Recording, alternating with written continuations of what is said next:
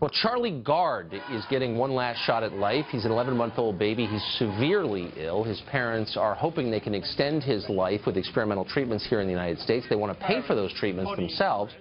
But a panel of British doctors say the boy should be killed immediately instead, and they're calling that mercy. Now, a judge on Britain's High Court has given Gard's parents 2 days to come up with evidence their son should be allowed to live, come to the United States for treatments, all before a Thursday hearing that will decide ultimately what happened.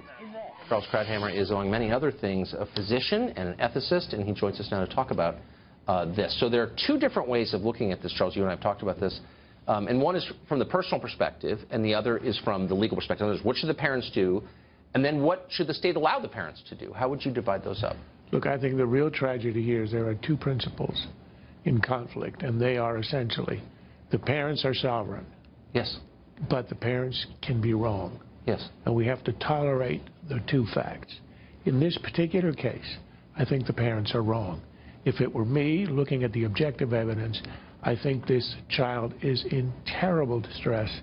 He can't hear, he can't see, he can't move, he cannot swallow. He's intubated. I've been intubated for weeks at a time. And I can tell you it's a life of distress, on the edge of despair, and this child can't speak. I was an adult at the time I could speak. He can't speak. The merciful thing to do, I believe, if it were my choice, if I were king, would be to remove the tubes, allow the child to die, and to end the suffering. The parents think otherwise.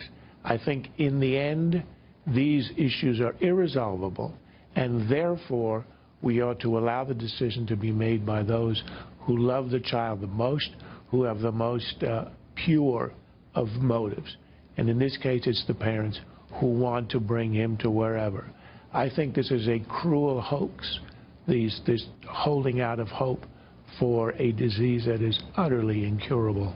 There are people, this happens every time you have a terrible case like this. Some hospital or doctor will claim he's got some kind of new treatment. I don't believe a word of it. However, the parents do. They want to bring Charlie here for treatment. I say they ought to be sovereign, ought to be the one who decides. How can we have a system? That's why it's a tragedy. Well, it is. And whatever you think about their decision, do you want to live in a society where the government can make this decision for your child? I mean, when did we cede the right to make these decisions for our own children? Well, I can give you an extreme example where you would agree the state ought to step in. Well, if the parents are negligent or crazy or non-compass menace or drunk, I get it. If they're Christian Scientists and they don't want to allow blood to be transfused, the state steps in and says, I'm sorry, you're no longer sovereign, you're endangering the child. To save the life of the child. I agree. The state is stepping in here to kill the child. Well, the word kill, I think, is a loaded word. This is a stepping in to remove the artificial means that are being used. Yes. To keep a child in what I would call a state of utter distress, at the best. Look, parents can make a mistake. The state at some points has to step in for parents who aren't insane, but who may have a religious belief or some other that threatens a child. But these are rare cases, and I think that generally speaking, since there is no way to adjudicate this in a way that's objective, there are no objective values, it has to be in the hands of the parents. Well, which is why I would say to the state, let them do what they think is right for the child, even though I disagree. Of course, but I mean, there are many things that you see people do with their children you disagree with, but you know, parents have to be in charge. Well, there is no other rule. Yeah. There's no other bright line you could follow that would be reliable, and that's the most reliable. Charles Parents care.